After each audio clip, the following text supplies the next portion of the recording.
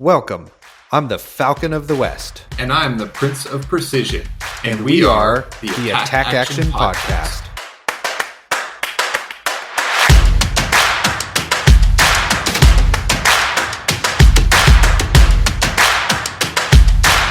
And welcome to the podcast. What's up, Isaac? Oh, it's been a minute. That it has. Yeah, we missed our second episode in September, but we did launch a YouTube sister podcast and some more content on there. So we have been hard at work, and it's good to be back to the regular pod.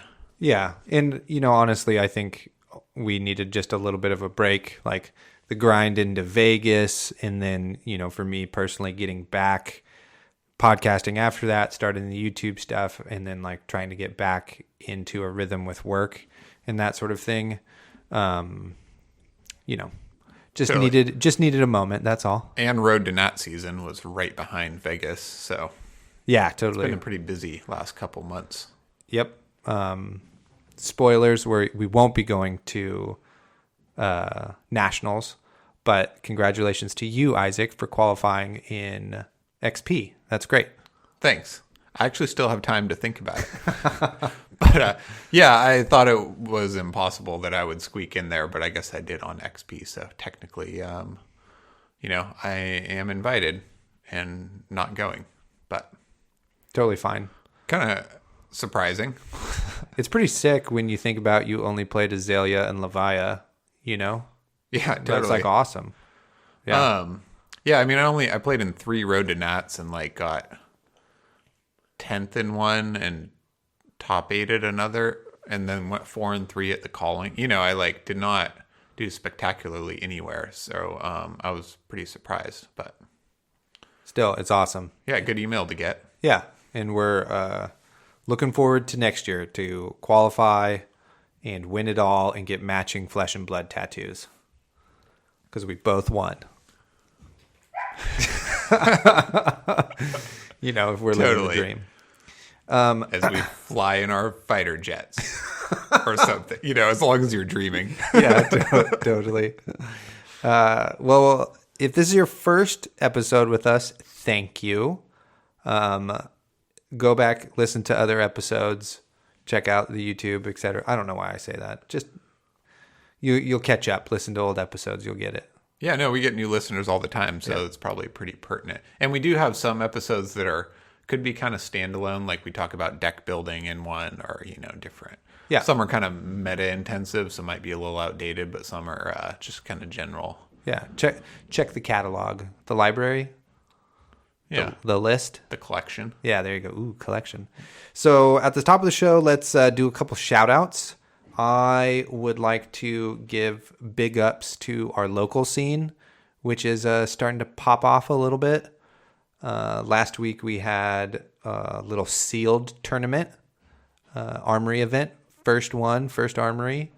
I won, which was cool.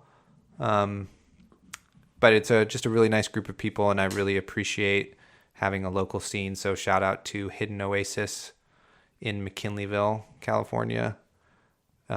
Jacob's doing a great job there trying to support the game and get a real scene going. And after we get done with this pod, we're going to go play in a draft.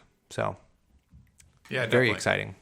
It helps that Jacob likes the game so much. So when the store owner is psyched, yeah, it's pretty motivating. And he's a Ranger fan too. So you guys are best friends already. Cool.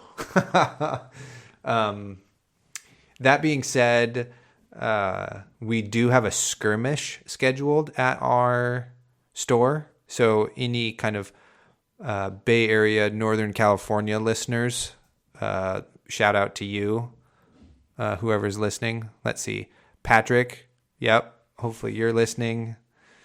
Brooks, hopefully you're also listening. And we'd love to have any of you folks that we've met at Road to Nats up for our skirmish on November 13th. I know that conflicts maybe with one in Sacramento. We got plenty of stores in your area. Come up and hang out with us, Anyway, that's on November 13th. Tales Cool. of Aria draft. That's what All I right. got. Any shout outs for you? Nope. I think we're moving straight into the news. Which Sweet. we have some pretty interesting news as far as just the ELO ratings that have been released. Which I guess the hot topic to discuss is the fact that they are divided into categories.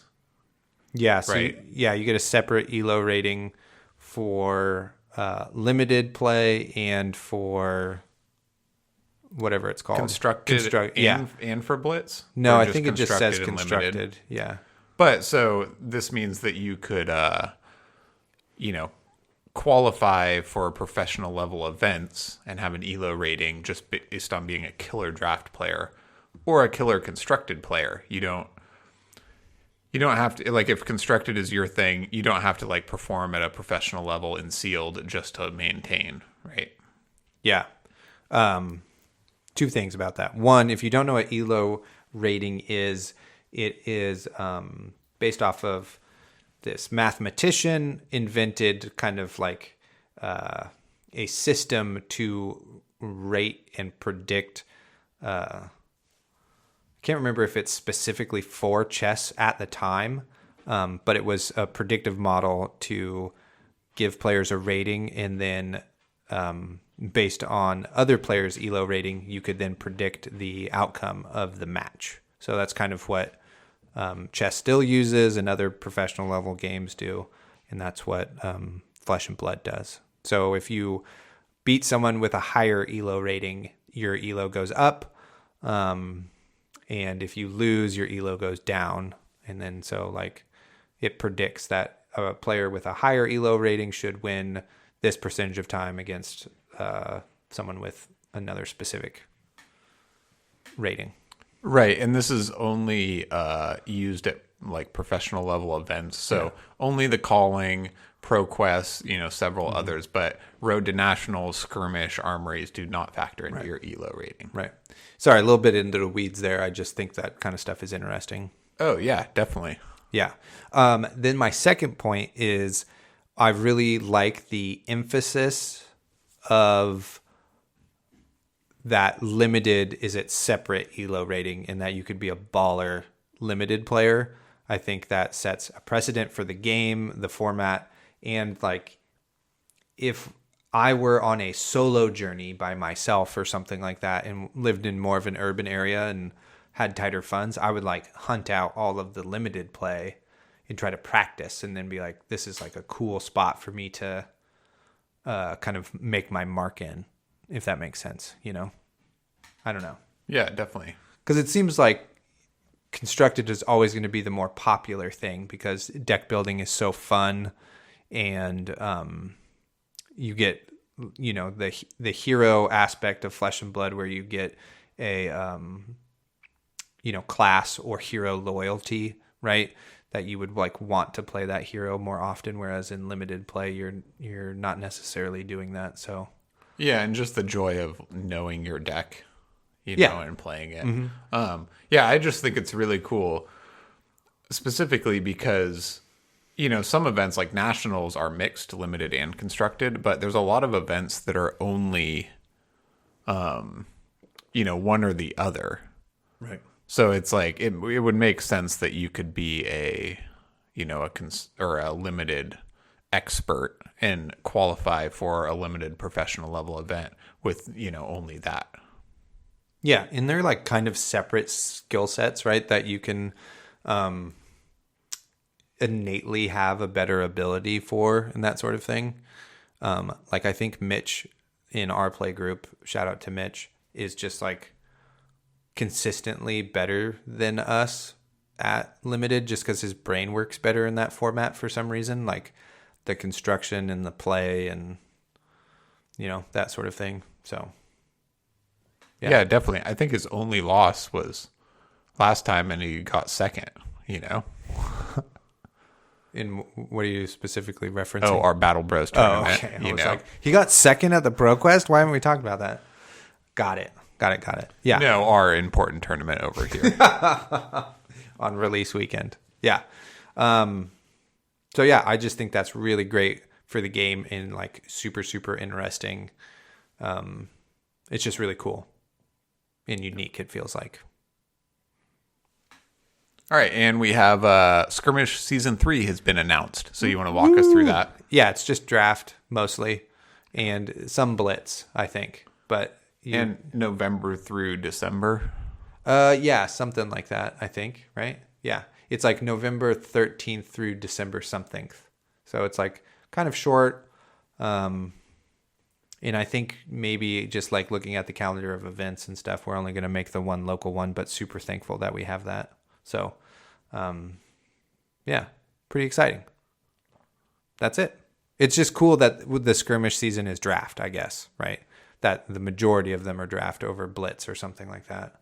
Agreed. Yeah. Well, some people really love blitz, but I definitely prefer draft. So it's good news for me. Totally. Yeah, we don't need to get into the weeds of our feelings about draft. That's not what we're here for.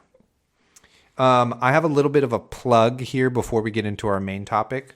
Let's hear it. Okay, so please send in questions for our listener mail segment, which would come in, boom, right here. So you can email us at the Attack Action Podcast or leave a comment on the YouTube video. We'll also pull from there. And so, yeah, start sending us your questions, whatever you want to talk about. We'll start answering them. And then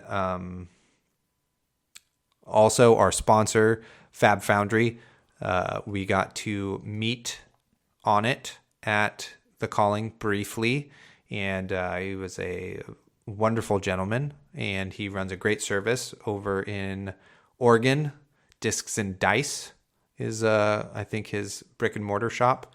So if you need any singles, just please go to Fab Foundry. You just click the affiliate link in the show notes, and it takes like 2 seconds, and that really helps us out. Yeah, and congratulations on the new brick and mortar store. It's very exciting. Hell yeah. You know, we started out like a year ago, and On It was just running his online, Fab was very small, singles store, and now it's just like blowing up. Great job, man. Yeah, totally. It's a beautiful story, and he's a very good person. And then our last little plug is that, yes, we have a more active YouTube page.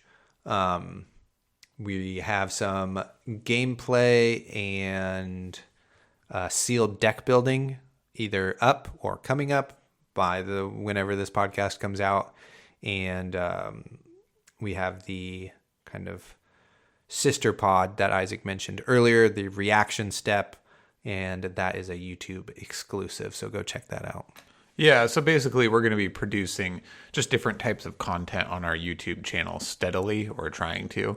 And the reaction step will most likely be 1 episode a month, coupled with this podcast. It's 2 episodes a month for a total of 3. You get to see our faces on the reaction step and us. That's a big deal. Sassing each other. Yeah. So yeah, it's maybe we'll have a little bit different topic or whatever, but it's definitely a full on podcast that we're going to be putting out. So if you like our content, check that out also. It's just like another episode pretty much. Hell yeah. With Colin. Yeah, shout out to Colin, the producer, the people's champ, the puppy papa. I don't know. He just had a lot of dogs at one point. He had like 6 puppies. Anyway, that's a story for another time. Let's get into our main topic. So on today's show, we are going to talk about kind of our updated thoughts about the Tales of Aria limited format, and then we're going to just go down the rabbit hole, talk about the classic constructed meta, our thoughts, our predictions about that. Yeah, so let's get into it, Isaac. So tell me how you feel about Tales of Aria limited now. So just to preface, I was not a fan of limited play in games up until Monarch and Tales of Aria. So now I'm a huge fan of limited, specifically because of those 2 sets in this specific game. And yeah, I couldn't be on board more. It's very interesting. I find the play very fun. So I guess what stands out to me the most about Tales and what I've learned so far is that I've kind of had to readjust the priorities in my brain, especially as far as drafting. It just doesn't follow the typical structure of stay open, draft strong generics, read a signal, and then commit. It like very much does not follow that formula. And I still don't know exactly what the perfect end game is to be the best Tales drafter, but I guess it's just like a lot less linear than that pattern, which is kind of that seems to have been the best way to play all other games, limited wise, right? Including like Monarch to some degree, even though that had a talent system. Mm-hmm. So what's your updated impression here? Well, I have found the Tales Limited very challenging. I just haven't really been able to, I guess, correctly identify the game patterns to, I guess, win more. I felt really comfortable playing Monarch Limited, like draft or sealed. It just made a lot of sense, I guess, those 4 heroes to me. But in Tales, it has been kind of a bit harder to really kind of figure out the archetypes or how certain heroes play into other heroes and that sort of thing. And, it just had felt for a while it still is. It's very, very tempo based, right? Like you get the momentum and you can just then win the game, right? Once you really seize control. And that was pretty frustrating for me trying to figure out how to jockey for that. But now recently in the last couple of weeks, I've been doing a weekly draft with some high level players, some real cream of the crop people. So that has been really interesting. Just kind of the consistent archetype winner is, I don't know. Anyway, it has just opened up my eyes a lot more, and now I feel like I understand things a lot better, if that makes sense. I know it's a little bit vague. That's very nondescript. But I get what you mean, because it's even, and we talked about this a little bit before, but it's even in Monarch, which was very interesting and complex, there's kind of an optimal way to run each hero, it feels like, if you can get away with it. Right. Of course, there's different speeds and different archetypes and stuff, but it felt a little more linear, right? There's the best cards, there's generics, there's terrible generics, there's okay class cards, there's ones that are good as blues, but it's all very specific in that sense. Whereas right now, if you're drafting or even building your sealed pool, right? If you're looking at Briar, right?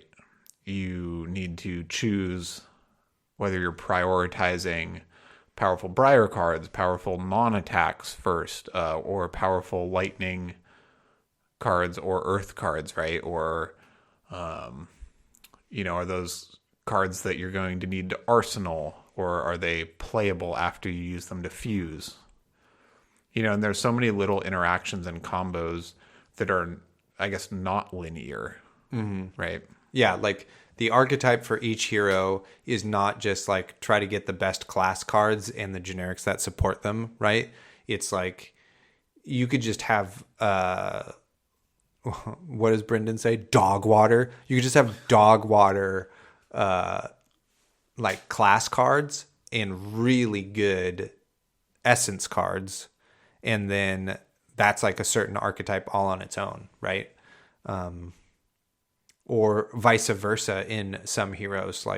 You really could just run Oldheim with its class cards only, basically, if you can get enough of the red ones and just win kind of in a fatigue style with really good exchanges,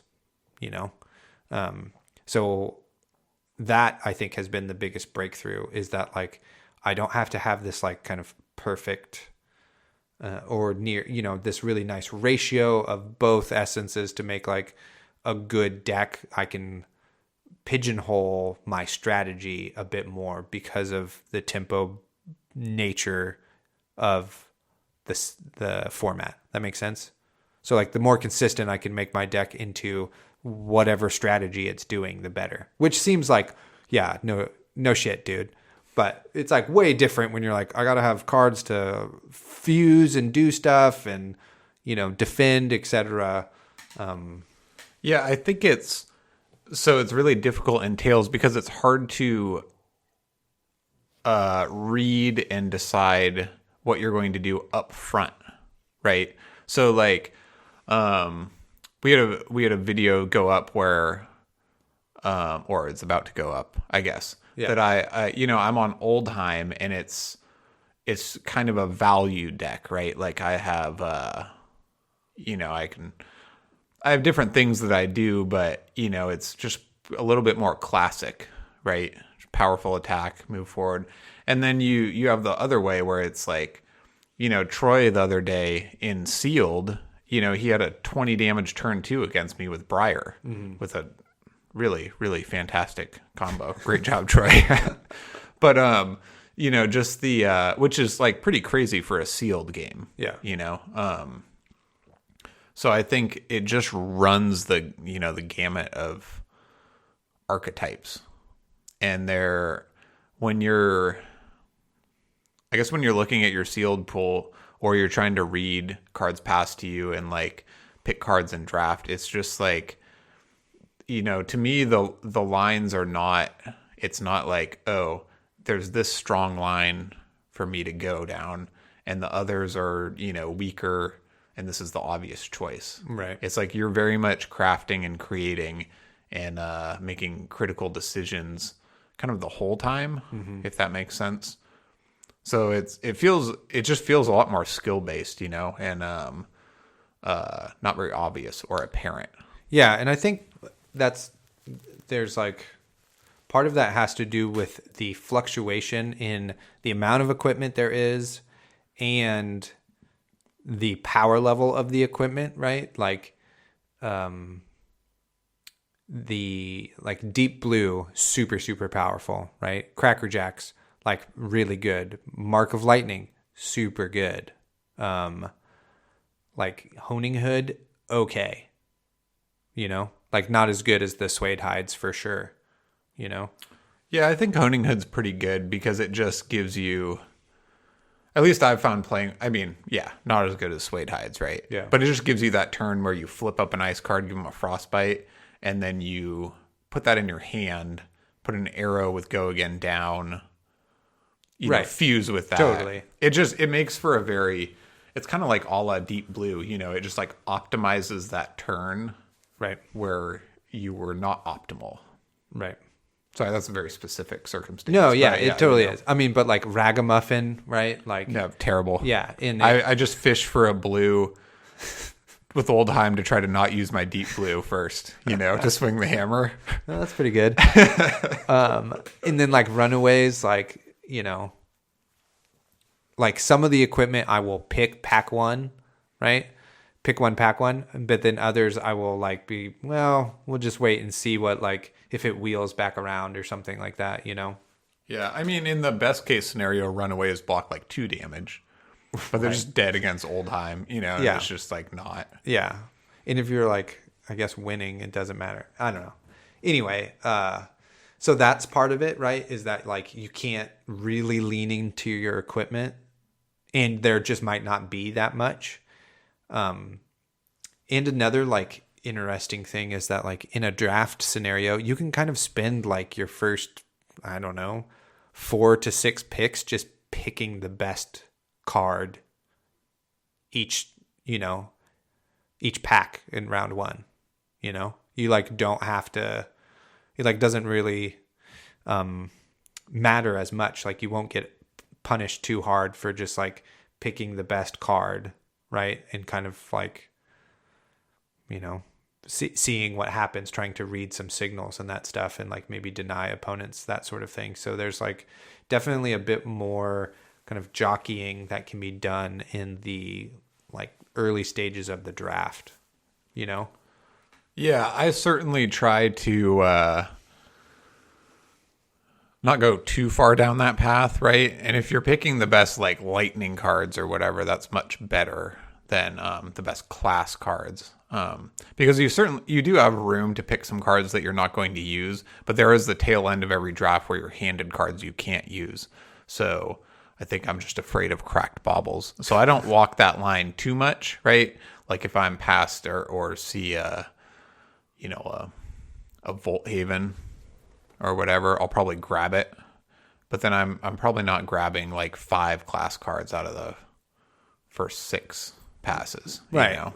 But I mean, the variety of like the best card in those first 4 picks can be, any number of things, Yeah, definitely. And you don't get too punished for, like I felt like in other formats, like if you kind of didn't stay open for those first 4 picks, you were like for sure getting cracked baubles, which is just not the thing now, or Yeah, like less of a deal. It's just so interesting because it's like there's only 3 classes, right? So there's kind of enough class cards probably. Yeah. And I don't know. I just find the decision points fascinating on that, each talent works with 2 different heroes, but you can't draft all 3, right? But so as soon as maybe you grab a good lightning, then you grab a good ice, but then a good earth comes around, which you can grab, but it's like you can't keep grabbing them all. Yeah. Eventually you're going to specialize into 2 heroes.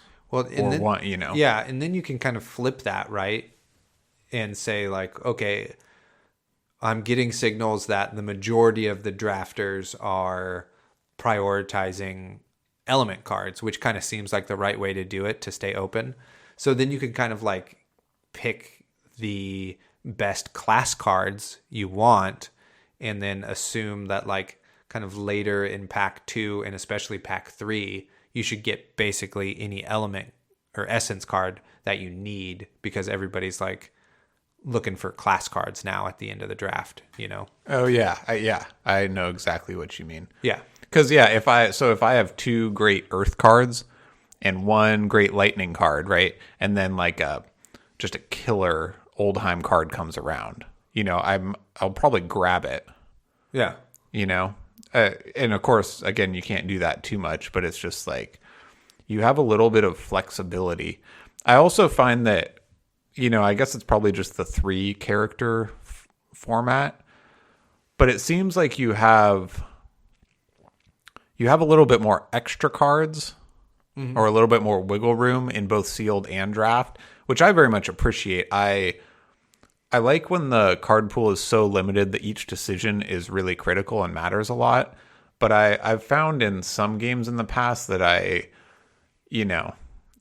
it's like 6 cards in your deck are absolute garbage, but they're the only ones you can play, or you're going to get cracked baubles or whatever. So I do appreciate just like a hair of wiggle room here that you can actually like, if I'm playing Oldheim at the end of the day, I can like cut 3 Guardian cards or whatever. Yeah, totally. Which just makes the deck building a little more interesting, I guess. Yeah. Yeah, and it makes it so that you can actually maybe pivot to a hero out of like, one you were previously in or something like that too, There's I don't know. The more drafting I do and the better I get at the format, it's just like I'm just at this point where I'm starting to like see some more things, but can't quite articulate them perfectly. You know what I mean? But that's very cool. Like the other day when we did sealed, I like had a really tough decision between going Oldheim or Briar because I just had like 19 points of arcane damage in Briar and like pretty good red attacks. But in Oldheim, I just had like also really good red attacks and a lot of just attacks period or just cards that blocked for 3. So I could just really play kind of like a longer Oldheim game. And And that's what I ultimately did, which seemed pretty correct, I think, at the time. Just having like pretty good exchanges and that sort of thing. But yeah, it's just interesting. Before that, I would be like, because I didn't have any really good element or essence cards, right? I just like didn't have good earth, lightning, or ice cards. Like not at all. So all I had to do was like lean in on my class cards or whatever. So beforehand, I think would have thought like, this is a garbage pool. I have no idea how I'm going to win. Everything is bad or something, you know? But there just seemed to be a lot more options this time around than there had been previously. So, yeah. Yeah, I think we're having a hard time just, eloquently explaining this. Just because it's like, I just feel like before, it's like you see a soul reaping, right?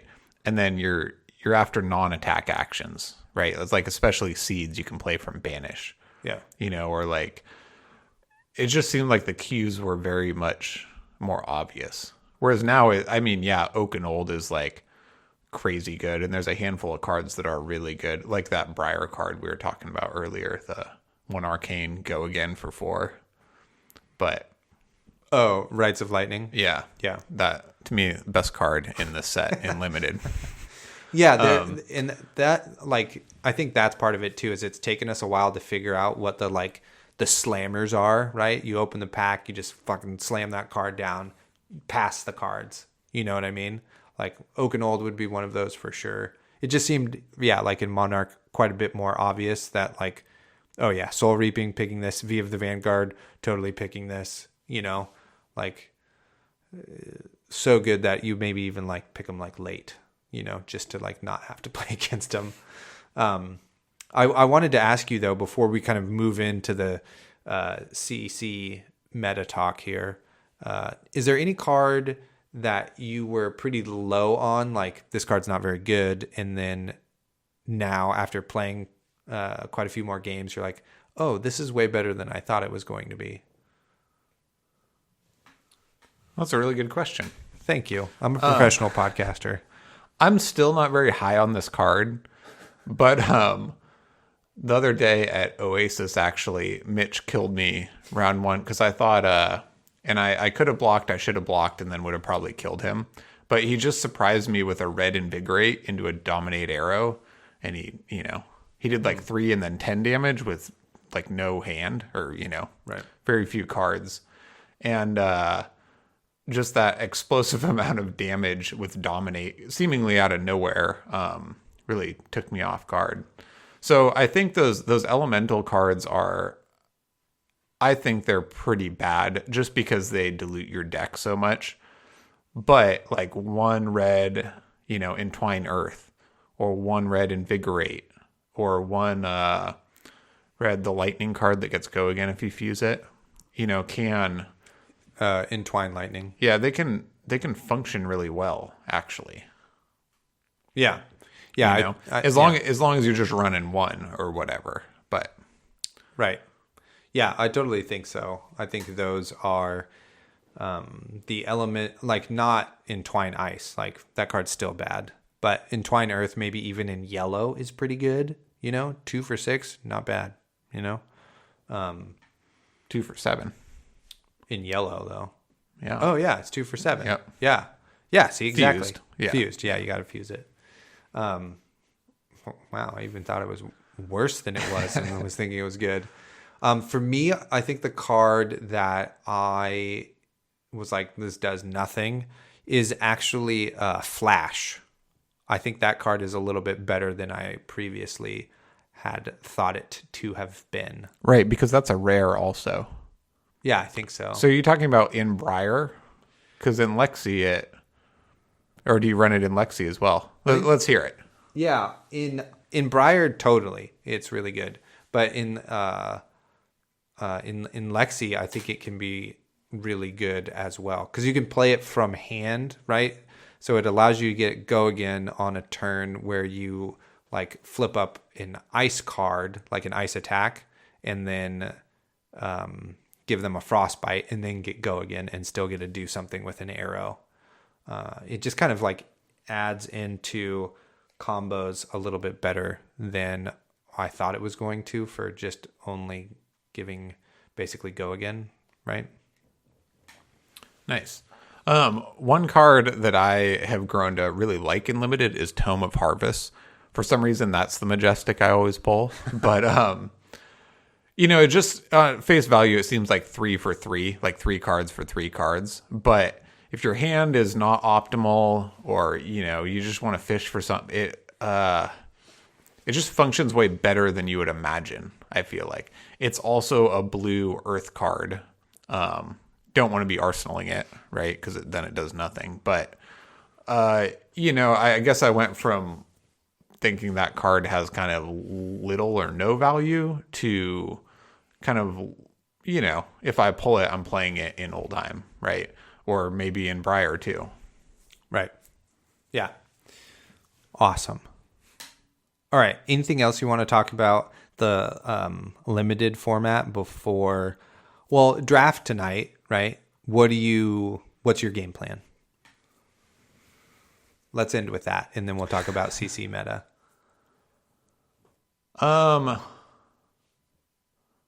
Yeah, so I'm kind of like two minds, right? I'm still undecided about this. But I guess my biggest breakthrough has been like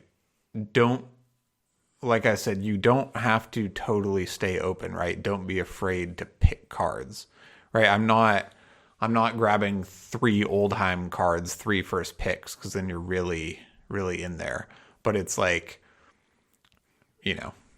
if I grab a killer lightning card, a killer ice card, and then a killer Oldhim card, that's still okay. I just have to be constantly monitoring where I'm at picks wise. Which again, to me, I'm like very interested in it and like very much prefer this gameplay and this strategy to just the like, stay open, great cards, grab Soul Reaping. So I keep comparing this to Monarch, but also Monarch is an excellent limited. But that's just the one we most recently played. Right. So for me, I guess it's like, it's kind of almost like there's no boundaries anymore, right? There's like no rules. I can kind of, as long as I just am disciplined about keeping in mind what I've picked so far, I can kind of do what I want, or I guess dynamically pick cards. Yeah. That one might have been too vague, but that's just where my brain's No, at. I get what you're saying is like you can play a little bit of jazz in draft now, right? Like you can be like, oh, I'll take a little bit of this. I'll take a little bit of that. Ooh, I've noticed this thing. Okay. What does this feel like? Okay. No. Over here now, Yeah, it's just about feel, yeah. Yeah, totally. Yeah, I think so I just kind of have some ideas for like some archetypes, right? That I want to see if they're going to present themselves in the draft, right? Like, specifically just in Oldhim or in Briar. Like I'm going to be looking for, I think maybe a lot of that like arcane damage, right? Which I think is pretty obvious, right? That you would like want to do that, but just kind of in like more of a specific manner, than just being like, this card does an arcane damage, so I'm just going to pick it, like trying to just be really choice about those breakpoints and which ones you are, like, because you could just pick a bunch of Inspire Lightnings, but then you don't get any like embodiments and you just do one thing on your turn kind of deal. Yeah, that card, that's a card that I thought was excellent and is not as good as I thought. It's like pretty good in like a specific context. Just super niche. Yeah, exactly. Yeah. So I think I'm going to be trying to look for that, and then also just kind of looking for just Bruiser Oldhim archetype to see again if that's like still a real thing, just be like, I'm just going to pick this Snow Under, and then I'm just going to pick this Red Entangle, and just try to just swing big, I guess. Yeah, one really key point that I'm sure everybody has noticed by now is just that everyone has to run talent cards. Your deck is way stronger, kind of the more to a threshold that you run, right? So then everybody's deck is like a third to half block for 2s. Right. So these cards like Red Snow Under or Autumn's Touch or whatever, if you're still in constructed brain, like swinging for 6 is not really that much. But, I've played, what's that, Out in the Cold? If your next attack hits, create 3 Frostbite tokens. Right. So I've like played that into a yellow Snow Under, which is like really bad at face value. But then when you consider that their hand, it's got to have some 2s, right? Right. So then it's just a lot more powerful. Right. Just in terms of momentum. I'm not getting any damage through, but I think that kind of like opens the game up a little bit. Unless they're only Guardian cards, they're going to have some weaknesses in blocking, which you can, you're swinging for 9 or 11 or something crazy. It's like, it's going to get through at least more than my brain thinks because I've been on constructed for so long. Yeah. Yeah. Yeah. And I guess these are my last thoughts, even though I thought these were going to be the last ones. I definitely like playing Briar in Limited the most. That's like the most fun for me is drafting any kind of Briar deck, even if it is like Earth Briar. And then that being said, do you think one of the essences is better than another? I mean, no, I guess not. There's just Really? there's just cards that really like stand out to me, right? Like Red Heaven's Claw is really good in Lexi, right? A card I really, really love is Red Weave Ice, right? Because that gives an attack dominate. So if you're playing Oldhim or Lexi, you can, free pump for 3, fuse it, gains dominate. It's just like even if you can't pull off the dominate, it's just a really, really excellent card. Fuse with it, arsenal it, Lexi flips it up. It's just so good. And then obviously, Ball Lightning or Earthlore Surge,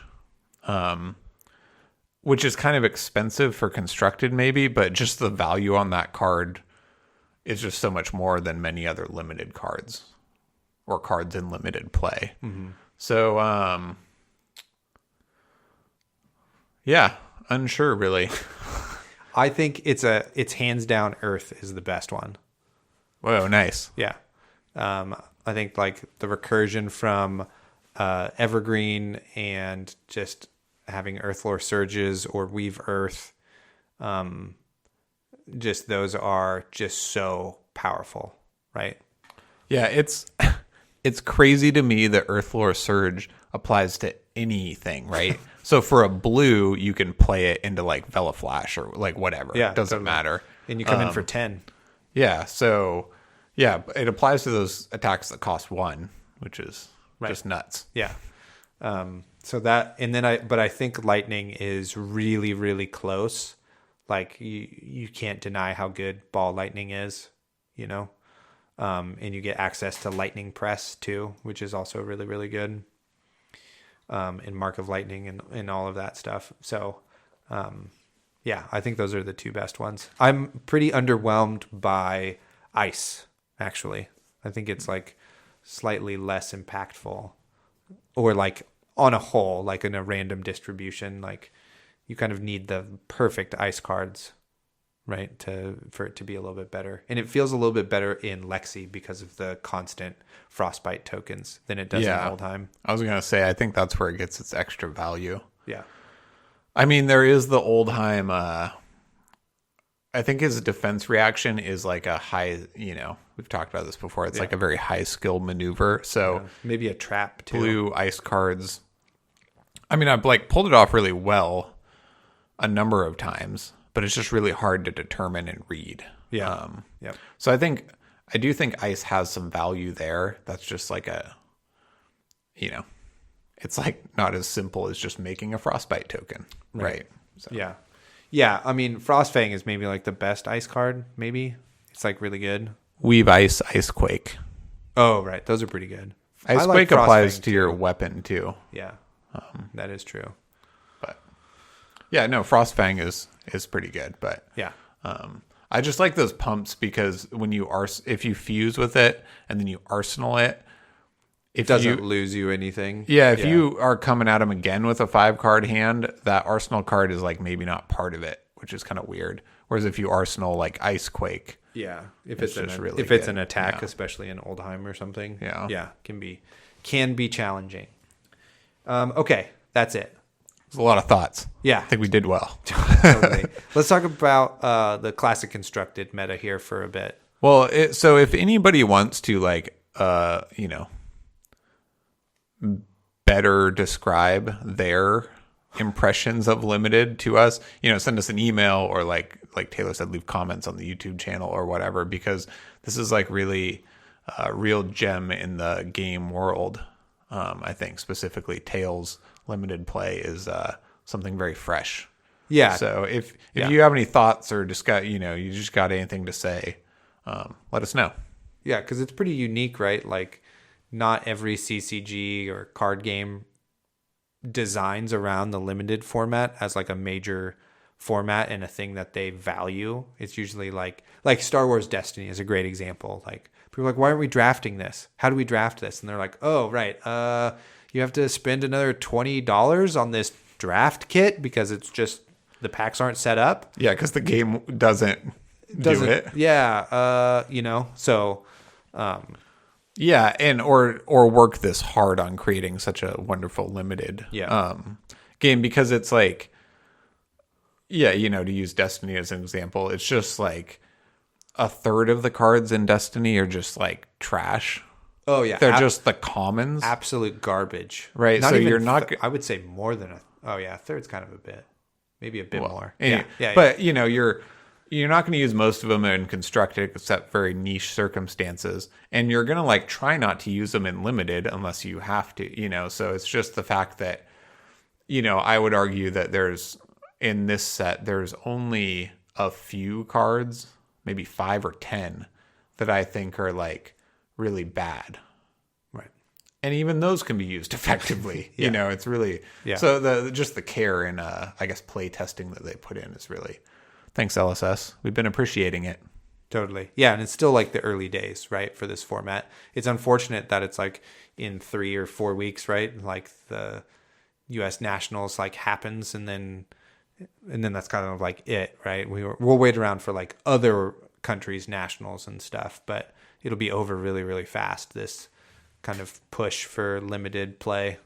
Totally. I mean, that sucks because we're not going to see a lot of high level things but I think it's awesome. I love when there's a big tournament soon after a new set comes out, because to me it makes for a much more interesting tournament. Yeah.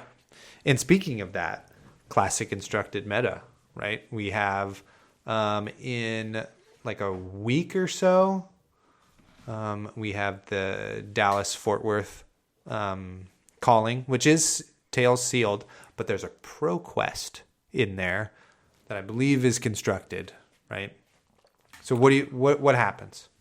Does Azalea rise to the top and beat everybody? Who's the deck? Is it Ira?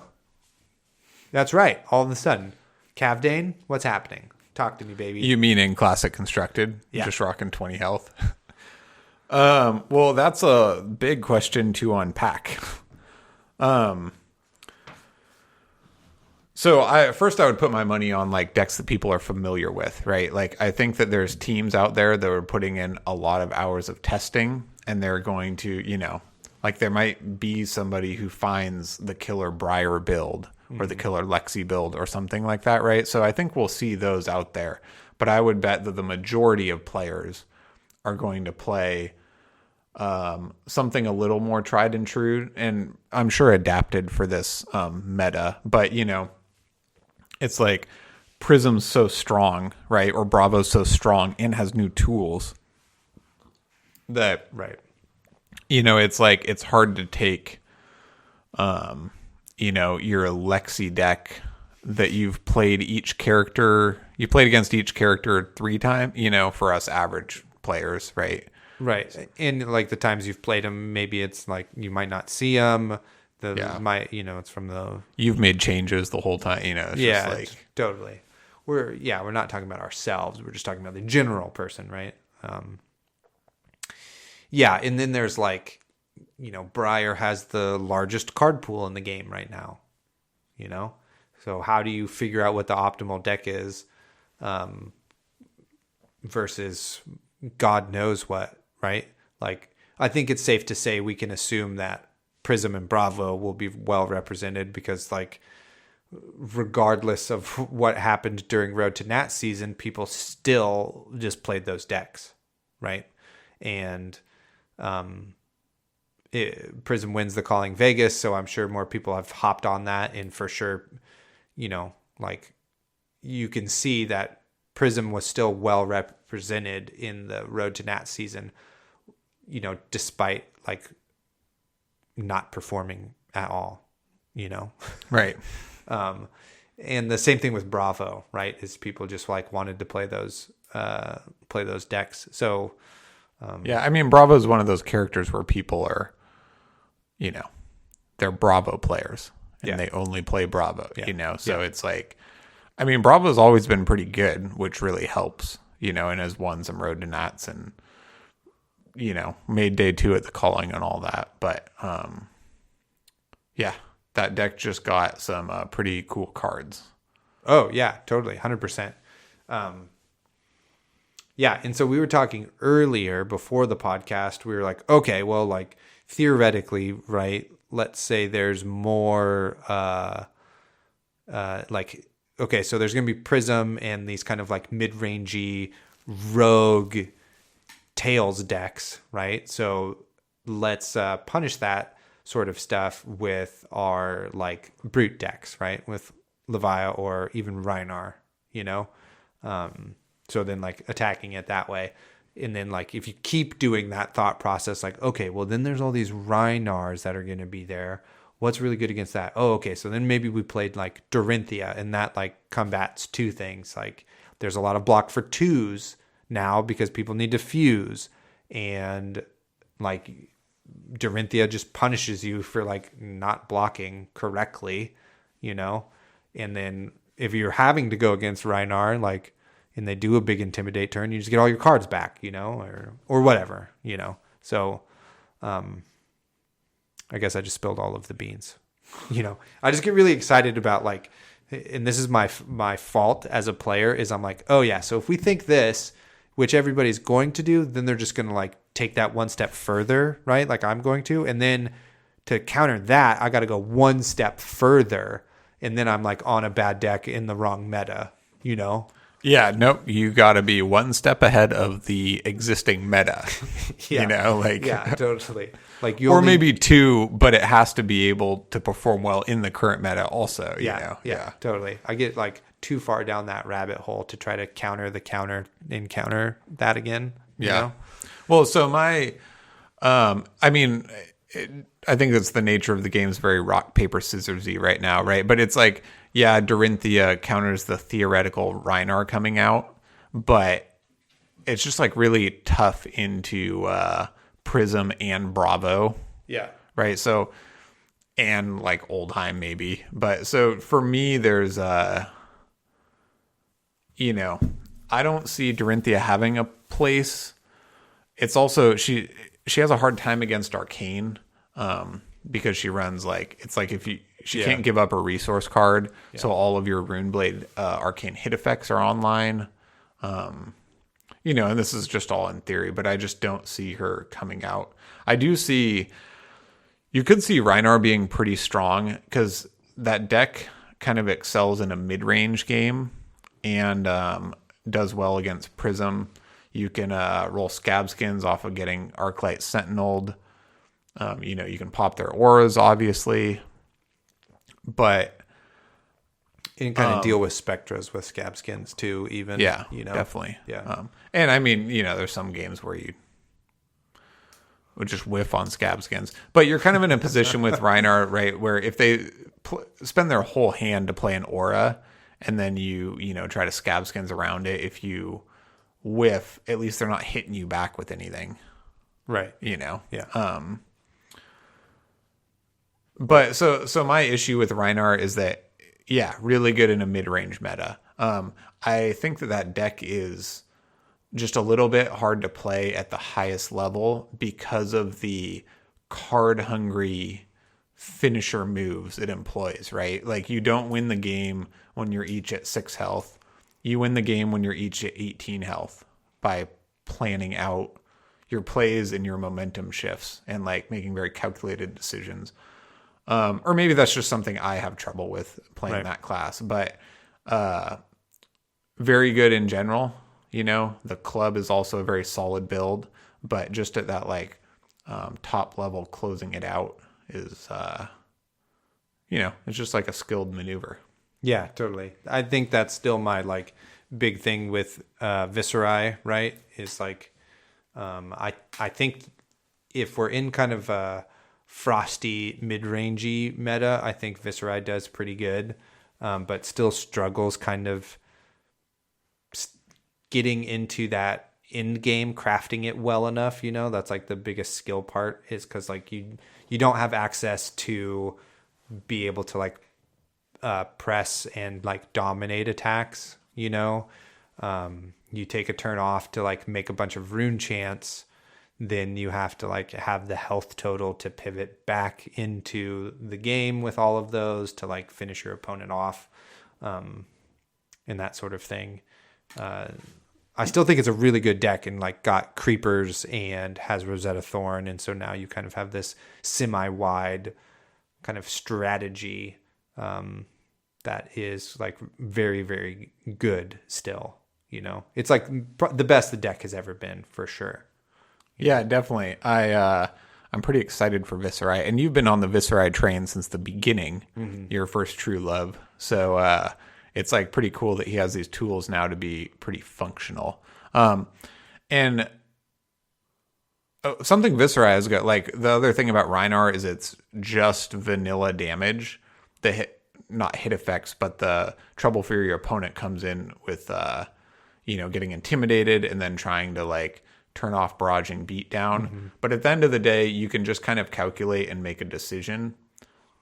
Not intimidate's rough. I'm not saying it's not, but you're also not shutting your opponent down with gnarly hit effects, which sometimes Viscerai is the same way, but sometimes your arcane triggers are kind of blowout plays, right? And playing against that is like pretty tough. You're like, do I pitch my blue to like shut this down, but then I don't have a blue, right? And maybe he didn't need arcane to hit this round. Yeah. So Viscerai is maybe, especially now that it's powerful enough, I think maybe, kind of a Dorinthia-esque deck where it makes your opponents make tough decisions blocking. Yeah. Right? Like, it's a lot harder on the other end of the table when you have to make tough decisions every turn as far as like how to block, what to block. Yeah, totally. And I think all of this talk just kind of signals to the fact that like how open the meta is right now at this moment. It's like a very exciting time, but it's like a really hard time to test into. You're like, all right, I got to test against like theoretically these things, right? Yeah, and there's no staple new hero deck yet, so how do I test against them? Yeah. Yeah, exactly. Like, you don't even have really chain to test against. You know what I mean? I mean, it'll still be like represented.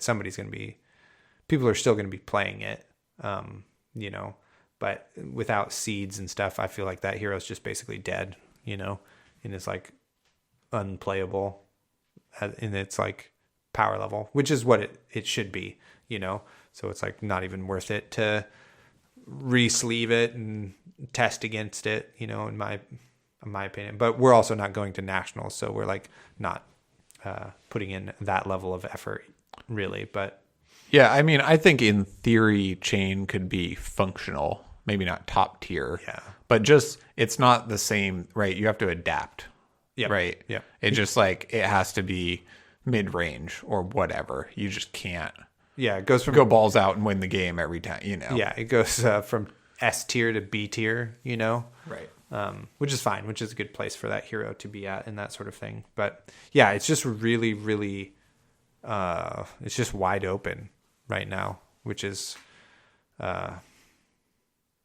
exciting, but also like a little frustrating because you're like, I need some direction in these builds, right? To try to not just like make the deck that beats Isaac's Lexi deck. You know what I mean? Yeah, because who knows if that's good or if anybody else plays that, like.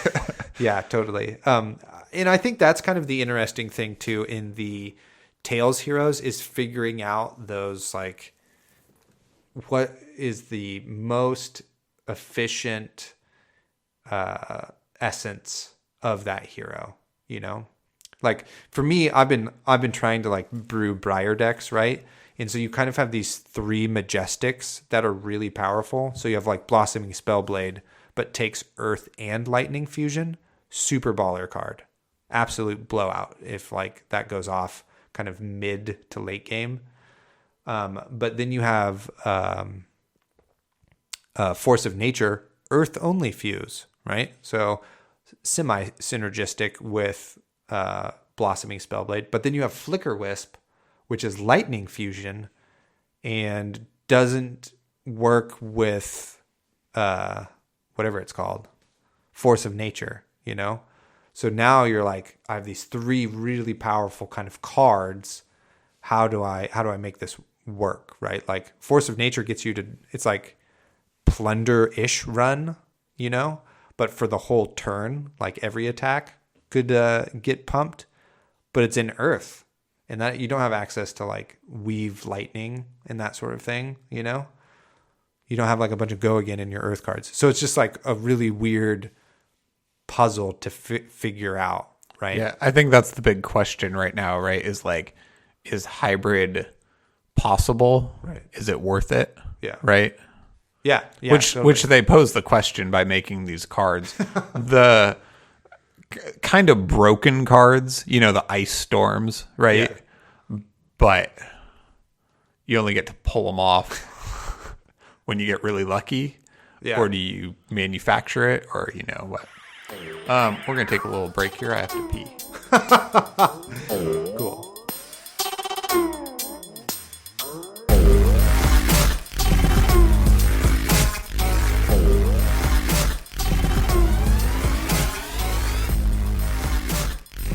All right, we're back.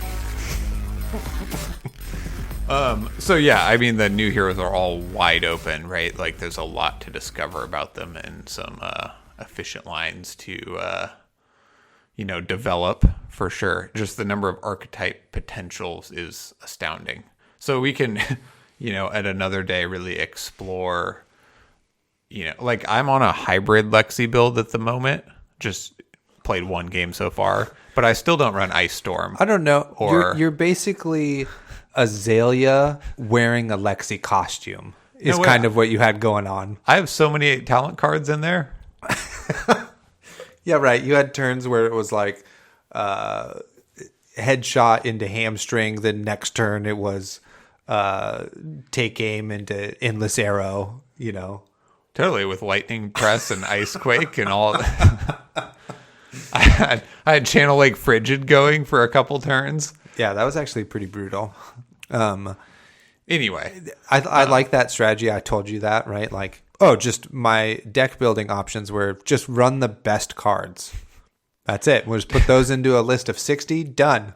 Totally. Well, I my first Frost build, I felt it was just too linear. I don't like those decks that do one thing, and sometimes they're really good and can be very efficient, right? And be very good at what they do. But it's like when you figure out how to combat that one thing, they're just like not very adaptive. I like very explosive decks better, right? Like Levia or Kano or like some Viserai builds or whatever. I just appreciate more.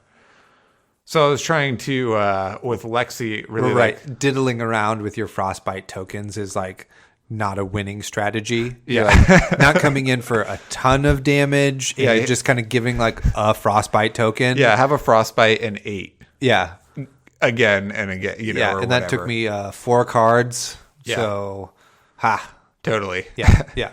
So, and yeah, the frost arrows you have to fuse to get a hit effect, which is fine in a frost build, but it's just like, I'm like, I already have free arrows that are great. I already have arrows with built-in hit effects. If I just free that fuse up, I can just run the best frost and lightning cards and arrows. And you still get Voltaire. You still get Lexi a lot. You still get New Horizon. Azalea wearing a Lexi costume. Plus all the best ice.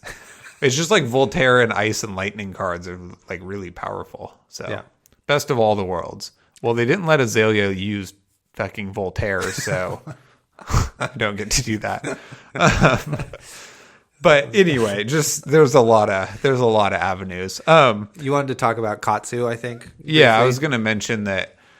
We're talking about how wide open it is, but to me, throughout all of the sets, Katsu has been like the staple good deck. For some reason, it's phased out a hair a couple times, but it's like between control Katsu or aggro Katsu and mid-range Katsu is like always good.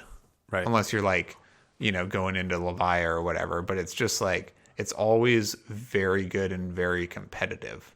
So I think that, and you could throw Dash in there. I think it's less consistent, but testing against like Prism, Bravo, aggro Katsu, and like mid-range Dash will probably give you an idea of how well your deck performs. Yeah. I would think. Yeah, I think that's like a kind of hit some archetypes, you hit some decks that are going to maybe be around, that sort of thing. So to finish this off before we get into kind of our signature segments, are there any heroes that are just like unplayable? Dog water.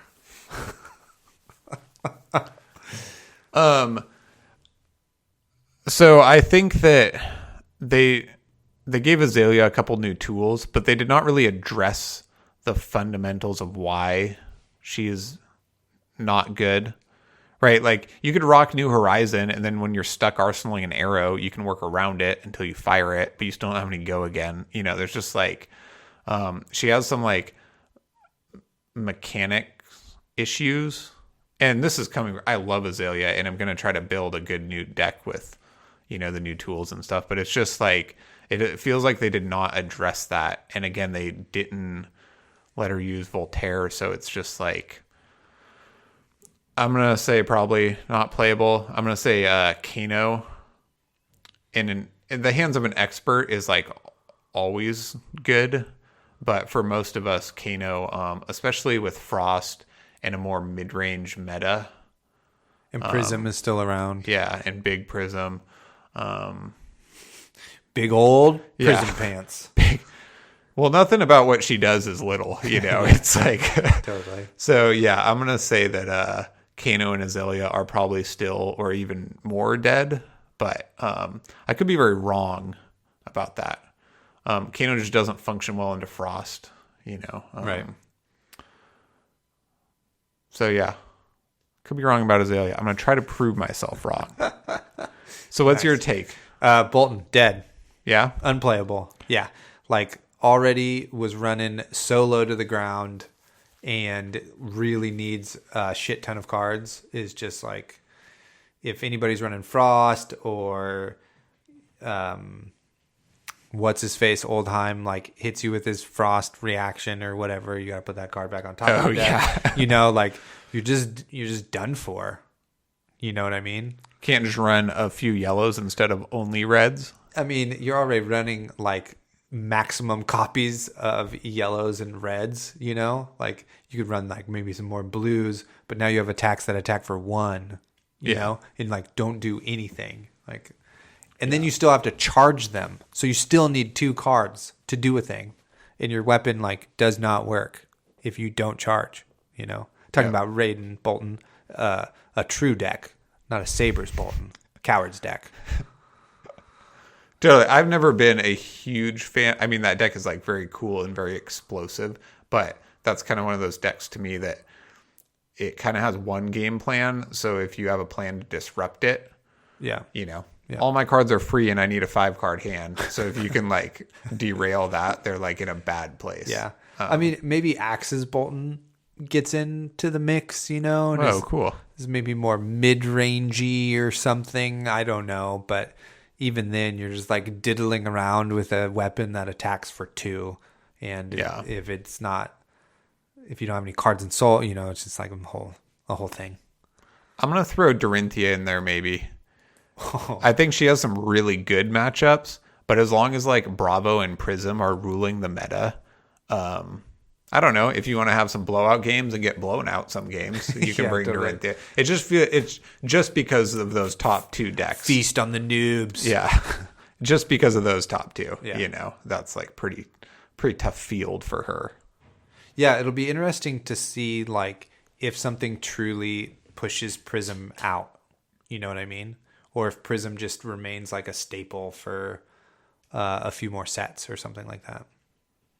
Yeah, I mean, I thought Prism was already out, but it's like you just can't stop her. yeah, totally. Well, Chain's gone now, so it's like it's a really good deck. Good thing she stayed around. Yeah. I mean, you know, everybody is right. The like Rhinar and Leviah counter Prism, especially Leviah. That deck's like more explosive even. Yeah. But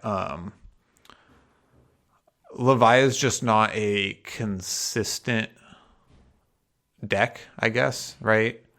Or it's just so it like makes it tough much harder to play it consistently. Right. So it makes it, you know, I don't think that kind of deck will ever like dominate a meta. Yeah. Reiner can be a little more consistent if you play it that way. So maybe that's a good answer to Prism. Okay matchup into Bravo, but, you know, not the greatest really. Yep.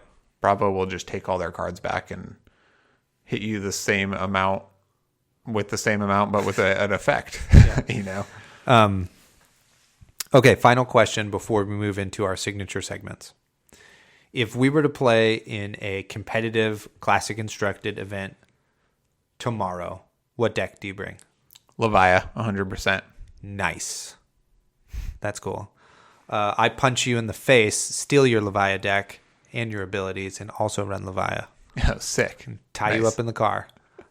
No, I think I would probably run the Viscerai deck I have been kind of briefly testing. Just because it plays pretty well into everything, it feels like, and nobody knows what the fuck Viscerai does, you know? And they're like, oh, isn't this the Sonata deck, right? Sideboard wrong. And then I'm like, coming at you, you know, like Darth Vader down a hallway. And there's nothing you can do Yeah, definitely. except for get force choked and lightsabered. The weird numbers and arcane hit effects in that deck are a lot for your brain to deal with. I think that's a good pick. Thanks. And I'm picking Leviah because I have a lot of reps on it, and I think it's a strong deck. And a lot of people don't have a lot of reps against it. Yeah. I don't think it's the top deck in the meta, right? It's just that's my pick for me. Yeah. You I know? still think it's really good. It plays really well into a lot of the decks, you know? Yeah.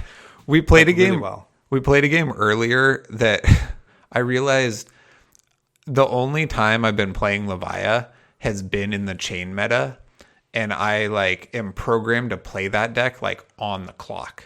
I feel like I'm gonna lose at turn 5 or 6, so I just have to take damage, step on the gas, set up, and we're just like playing a normal flesh and blood game, you know. And I'm like, take 12, do that, you know. But it's like I really have to like.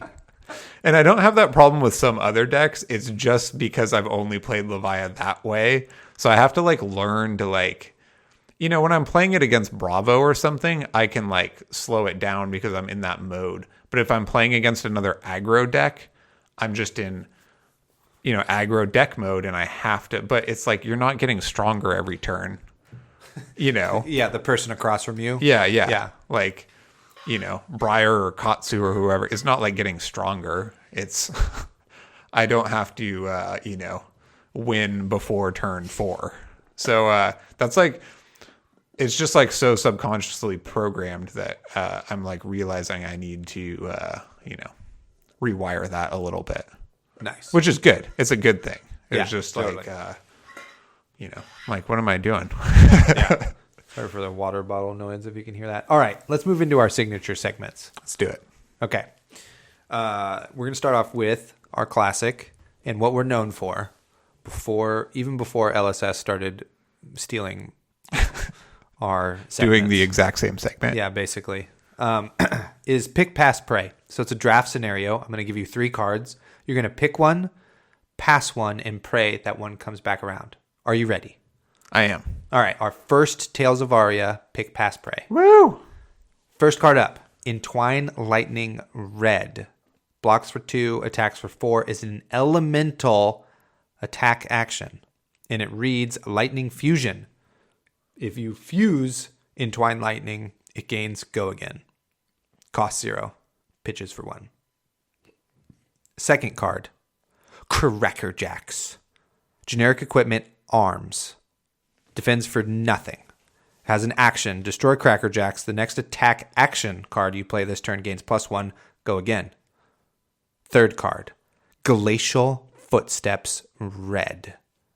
Cost 6. Pitches for 1. It's an elemental guardian attack action. Defends for 3. It attacks for 10. And it has Ice Fusion. And if you Ice Fuse it, it gains Dominate. So, Isaac, I know I did this really dramatically. Which one are you going to pick, pass, and pray comes back around? I'm going to pick Cracker Jacks, hands down. Nice. Because just at base value, that just ups the damage of your deck by 1, right? Whenever you want. I mean, in that math, like Glacial Footsteps ups the damage value of your deck by 10. True, but this is just a static card out there. And then there's like a number of you, right? Like, obviously into Thump, it's incredible. But you can also like play it onto Red Ball Lightning, and other probably lesser uses. But there's just like there's multiple key cards that it like really, really works with. Mm-hmm. Even if it's early and I have Red Ball Lightning, I'll just pop them to play that. It's like such a huge tempo swing. Yeah. So I'm gonna pick that for sure. Equipment's pretty rare in this set, and some of it's pretty good, and some of it's pretty bad. So I'm gonna take a good piece while I see it. Looking at you, Rack-a-Muffin. And then I'm gonna pray Red Glacial Footsteps comes around. Nice. If the Entwine Lightning came around again, I would definitely grab it. It's just not integral, right? Right. So like, I'm not committing to Oldheim or anything, but 1 red and 2 blue Glacial Footsteps would be an integral part of my deck. Entwine Lightning Red, if it synergized and, had a spot and I had enough light, yeah, it's like adds to it, but it's just not, it's like Glacial could be one of the pieces, which Entwine Lightning will never be. And it's like odds are I won't use either card, but so that's my pick. What are you thinking? I think this is going to be the first time in Attack Action Podcast history that we're going to fully agree.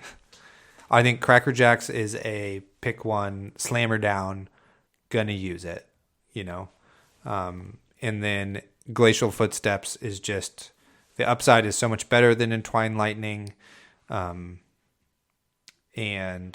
Entwine Lightning does like allow you to stay open already, but I mean, you're going to see that like, pick 8 or something, like if it's still in your pack, right? Yeah. Or like 3rd round of packs, you'll probably see one. Or, like assuming this is all in 8-man draft, right? So it's like, if that's still in, it's like your 8th pick and you might not even be in Lightning by then, So if there weren't like Cracker Jacks and it was some other random card, I might pick Entwine Lightning over Glacial, but I'm definitely picking Cracker Jacks first, praying Glacial comes back around, and we're going to pass on Entwine Lightning. Kind of a softball we threw to ourselves here, but that's how it goes. Nice. Now that we're opening packs and doing it, so real life stuff. So next up we have Riddle Me This with Isaac. So we were talking about this last night, staying up late playing board games, which is just the best. But anyway, we were discussing along with Troy, Tome of Harvest, right? Simply because it seems like Crown of Seeds does this, right? Like you pitch a card, pay for Crown of Seeds, cycle your arsenal, draw a card. Tome of Harvest, I guess it's like 3 cards for 3, and Crown of Seeds is 2 cards for 1, but having the damage prevention, the floating for other things, and just the not taking a slot in your deck seems like quite a bit more powerful. So technically they are different and have different functions, but is Tome of Harvest as a blue earth card that you do not want to arsenal worth the slot? That's a good question. I have no answers for you. And I'm only bringing this up because it does function in limited, but I'm only bringing it up because it's a majestic, right? It's not like a common card that you're like, well, it was for limited or whatever, but anyway. Totally. So Tome of Harvest is somebody running it to excellent efficiency and effect. That's my question. Excellent question. All right, so moving on here to board game from the closet. Here at the Attack Action Podcast, we play and love a lot of board games, and just busted open a new one last night and had a blast. We like to share a board game with you guys sometimes. Now, this isn't really the best game in the world or our favorite or whatever, but it's just a board game we really appreciate and love, and would like to share with you all so you guys can also appreciate and love it. So this episode's board game from the closet is Taylor's pick. Yep. And so I am going to pick what we played last night. We played Ankh, Gods of Egypt, I think is its subtitle, which is, I don't really particularly like choosing something like this. That's a Kickstarter exclusive, right? So it's not in stores? Correct. But it will be? I don't know. Whoa. Yeah. It's probably on eBay for quite a lot. Yeah. I think that is a safe bet. But so that's like unfortunate, but I don't usually do this. But as a person who really likes Eric Lang's games most of the time, he's the designer of the board game and has designed Rising Sun, which I believe we've talked about. And I hope we've talked about Blood Rage. If not, Blood Rage is also great.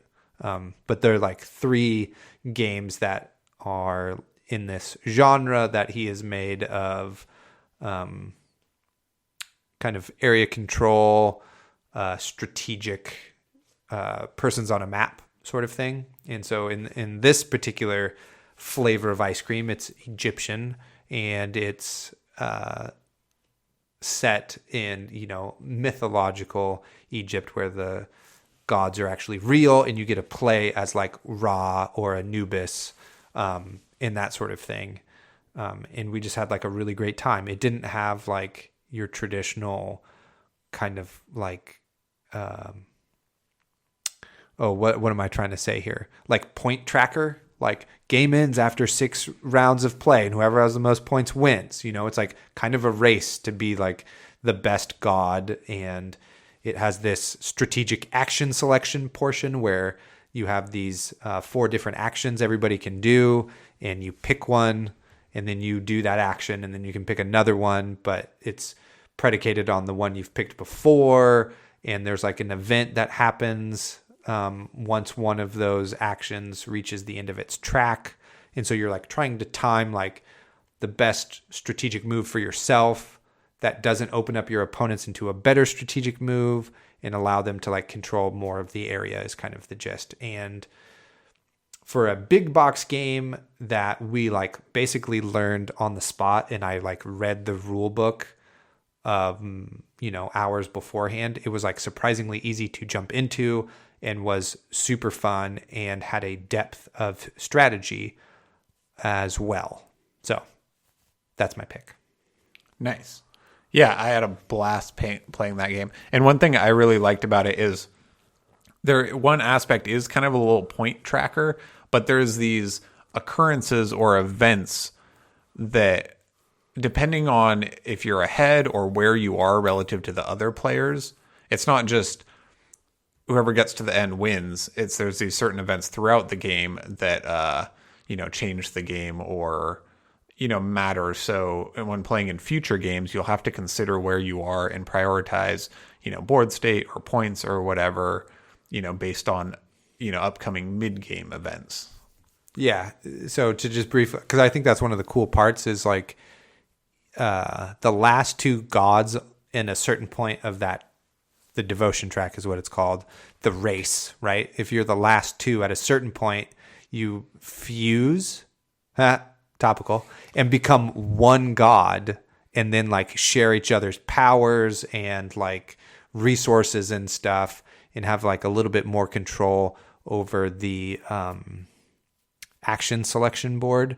So it's kind of a catch-up mechanic, but it's just a kind of interesting thing to consider that will happen at some point in the game, and whether or not you want to like be as far away from that as possible or try to like drop into it. Yeah, drop into it and then like blast ahead, or it's just really interesting.